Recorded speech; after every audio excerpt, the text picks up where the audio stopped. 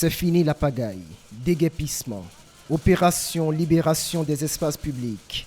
Le préfet du département du littoral, par cette descente musclée à Cotonou, remet les pendules à l'heure. Ici, vous êtes dans un domaine de l'État cerné par des ministères de souveraineté emblématiques, le ministère des Affaires étrangères, le ministère de la Justice, le ministère de la Fonction publique, du Travail, de l'eau, des mines, des compagnies d'assurance, des banques, le ministère de l'Agriculture.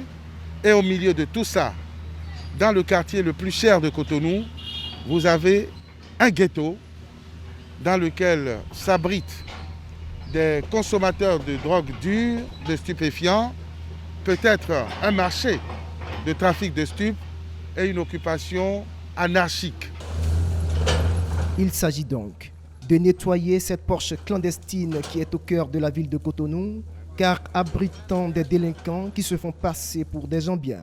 Ce domaine public fait partie d'une liste où les opérations de déguerpissement devront être conduites. Avant d'arriver ici, nous avons fait le tour des artères principales, des artères nobles, notamment dans le cadre des préparatifs de la fête de l'indépendance le 1er août prochain, mais aussi nous en avons fait une activité pérenne, permanente, pour que les investissements coûteux qui sont faits par le gouvernement du président Patrice Talon pour moderniser notre ville ne soient pas galvaudés par l'indiscipline.